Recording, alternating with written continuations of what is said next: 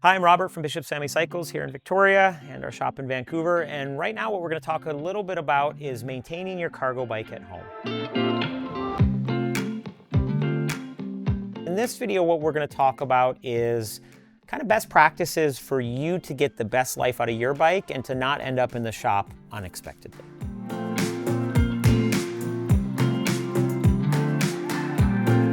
So lots of people, when they hear maintenance and maintaining your bicycle, they think that they need to know lots about how their bikes function and they need to have lots of tools at home.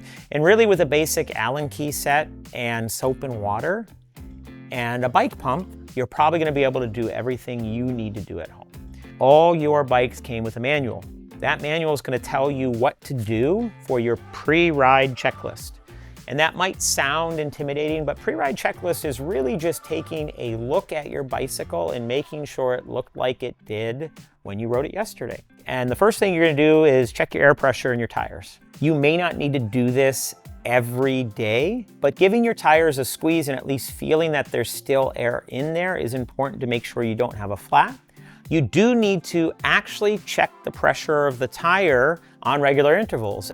Sometimes you may not have a pump with a pressure gauge, so you could buy a pressure gauge independently. And the way this would work is we're gonna take that valve cap off and we'll see exactly what that pressure read is. You're gonna take your pump and you're gonna push it down hard so that it engages that valve, and then you're gonna open to lock it on. So we're gonna go right up to 50 on this tire. If you don't know what your tire pressure should be, it is always going to be written on the sidewall of this tire. So lots of people will do this on their Sundays. You know, if you're the type of person that has routine based, this is a great thing to do before you start your week on Monday. Checking your tire pressure will help all kinds of things. It will help you prevent flats down the road, because the most common flats we get are when the pressure gets too low and you start bouncing against your rim. The other thing it will help is it will help your wheel roll more straight. And so it sounds a bit silly, but your tube and tire are part of the structure of your rim. And so if you have low air pressure, your rim is going to take more of the load of your cargo bike, and you may end up with broken spokes down the road. You may end up with a wheel that's out of true, and those are maintenance things that cost more to fix. So air pressure is actually very important. Apart from air pressure, the second most important thing you can do to maintain your bicycle is to clean it. So this right here is what we use in the shop. This is just a little bit of Dawn and water, and you can spray that all over the bike. If you're gonna pump your tires up once a week, I hate to tell you, you really should be considering washing your bike once a week. And this isn't a heavy duty wash. This is something with some light soap. You could do a little teaspoon of Dawn in a bucket of water, a little basic degreaser, soft car brush, and just give it a quick wipe. Not gonna hurt anything on that bike with a low pressure hose and some soap and water. The other thing is, here in Victoria and Vancouver, what a lot of people don't realize is when your bike gets wet from the rain, it's generally salt water. We live next to the ocean, and salt water on metal parts is a problem, right? You're going to corrode things faster. So these bikes are waterproof, right? They're meant to be outside to ride, but they're not meant to sit in salt water all the time. Somebody once told me, water your bike like you'd water your garden. If we all, every day when we got home, hosed our bike off, our bikes would actually do a lot better. Other things you're gonna look at is if you have an Allen key set, checking the tension on some of your handlebar bolts and things like that can help. I don't recommend putting a wrench on everything all the time. What I recommend is give everything a quick twist. It's amazing how many bikes we have that come in for routine service, and we'll find loose brake handles, we'll find spinning grips, we'll find a bell that's not attached anymore. All of those things didn't happen overnight. Generally, they happen over time. And so just kind of making sure that everything you grab onto feels safe and is not moving will help you.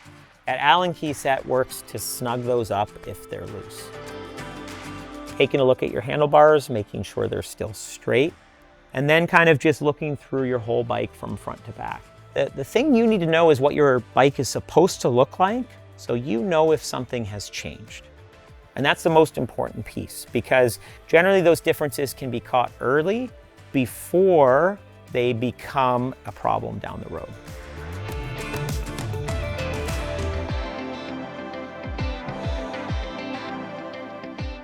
And that was your pre-ride checklist. Now we're going to talk about your periodic inspection, and this can be every couple of weeks or monthly depending on how often you ride. The first part of your periodic inspection is cleaning and lubricating your chain. Lots of people think that they should be lubricating their bike all the time. The bike itself is not what wears out the components. It's all that dirt and sand and grime that you pick up from the road that wears out the components of your bicycle. There are different types of lube out there.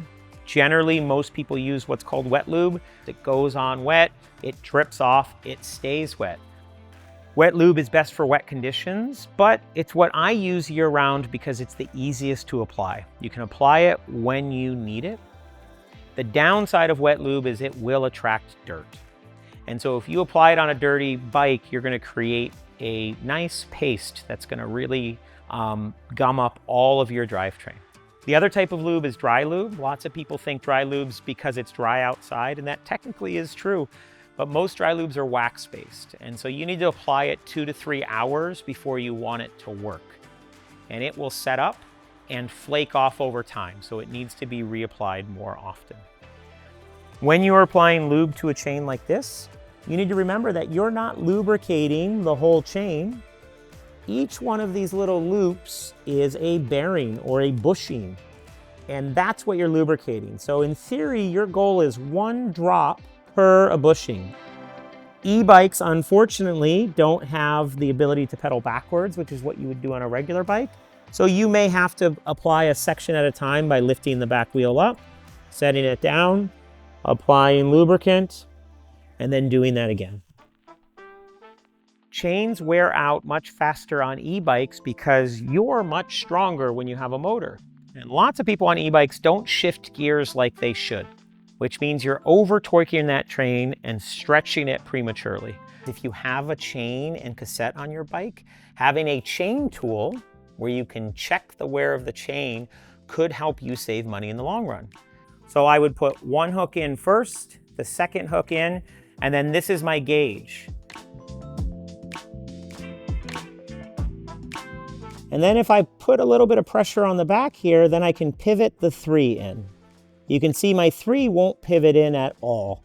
And that means my chain has 0 wear, or definitely less than 50%. If you replace that chain in time, you will not have to replace the cassette. But if you let that chain stretch too far, it eats the teeth of the cassette, and now you're on the hook for 2 parts. Whereas if you had this chain tool, you would be able to check your own chain and know when it's time to come to the shop. Other things to look at would be your brake pad wear.